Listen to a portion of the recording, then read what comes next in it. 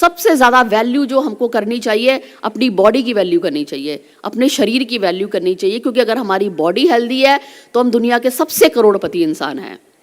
हमको मनी से भी ज़्यादा वैल्यू किसी चीज़ की आपको करनी चाहिए, वो अपनी बॉडी की वैल्यू करनी चाहिए, क्योंकि आपकी बॉडी एक्चुअली अपने आप में कोहिनूर से भी ज़्यादा प्रीशियस जगह चीज़ है आपके पास। हमारी बॉडी अगर हमारे साथ है तो हमारे साथ हर चीज़ है। हमारी ये जो श्वास चल रही है, अगर ये लगातार चल रही है और हमें एहसास भी नहीं हो रहा हमारी श्वास चल रही है, तो इसका मतलब आप एक्चुअली हेल्दी हैं। कि आपको श्वास चलती हुई भी फील नहीं हो रही है। श्वास चलती हुई किसको फील होती है? जिसको एक्चुअली हेल्थ इश्यूज होते हैं, जिनको हेल्थ प्रॉब्लम्स होती हैं, उनको अपनी एक एक श्वास फील हो रही होती है। या फिर आप जो संत होते हैं उनको वो श्वास फील होती है जब वो मेडिटेशन की उस लेवल तक पहुंचते हैं, जब वो उस आरा तक पहुंचते हैं, जब वो अपने चक्रास को जगाते हैं, तो उनको अपनी श्वास फील होती है। एक आम ह्यूमन बीइंग को हमको अपनी कभी श्वास फील ही नहीं होती। हम कभी उस लेवल तक जाते ही नहीं, ना हमारे पास समय होता है, ना हम कभी ध्यान देते हैं उस चीज़ के ऊपर। तो हमको उस बॉडी की वैल्यू करनी चाहिए जो अपने आप में एक टेम्पल है। आपने कभी टेम्पल को देखा होगा?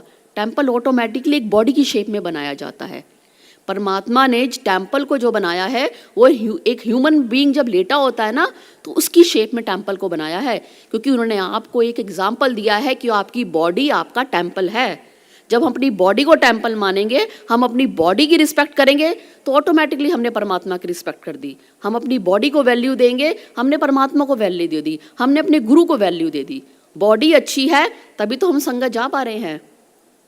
एक बहन जी हमको मिली थी, वो बहुत सुंदर भजन गाती थी। उसकी कुछ लाइनें मैं आपको बताऊंगी। वो बोलती थी, सत्संग कर जवानी में बुढ़ापा आने वाला है, पैर चल नहीं पाएगा, संगत जा नहीं पाएगा, संगत जा जवानी में बुढ़ापा आने वाला है, संगत सुन जवानी में बुढ़ापा आने वाला है, कान से बहरा हो जाएगा, सुंदर वचन नहीं सुन पाएगा, संगत सुन जवानी में बुढ़ापा आने वाला है, संगत देख जवानी में बुढ़ापा आने वाला है, आँख से अंधा हो जाएगा, संतों को देख नहीं पाएगा, संगत देख जवानी में बुढ़ापा आने वाला है, लंगर चख जवानी में बुढ़ापा आने वाला है, पेट खराब हो जाएगा, लंगर चख नहीं पाएगा, लंगर चख जवानी में बुढ़ापा आने वाला है। हम सोचते हैं कि अभी तो बहुत टाइम पड़ा है, अभी तो जवानी है, चलो कुछ और लाइफ में करते हैं, जब एज आएगी तब संगत की वैल्यू करेंगे।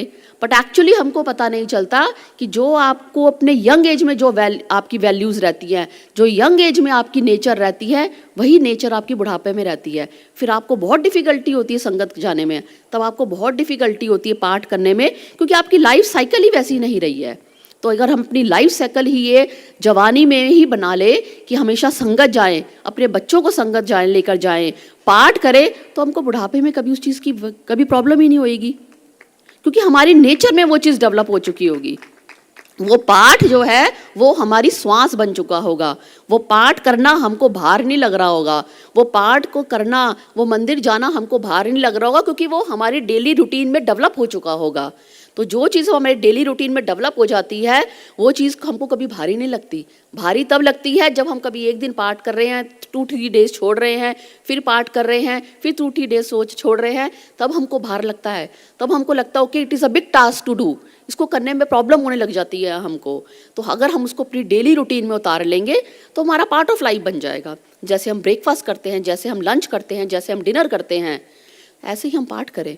क्योंकि हम कभी लंच में, डिनर में, ब्रेकफास्ट में हमको भार नहीं लगता, क्योंकि इस पार्ट ऑफ हमारी ह्यूमन बॉडी हमको भूख लग रही है। ऐसी ही भूख हमको पाठ की भी लगनी चाहिए, ऐसी ही भूख हमको परमात्मा का नाम के लिए भी लगनी चाहिए, ऐसी ही भूख हमें मंदिर जाने के लिए भी लगनी चाहिए।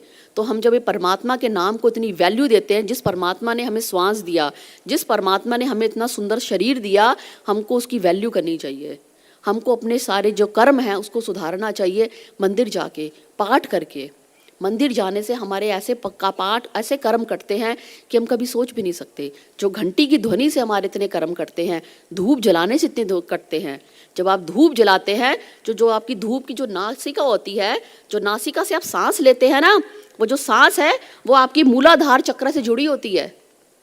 जब आप कुछ स्मेल करते हैं, वो स्मेल आपके मूलाधार चक्र को जगाती है।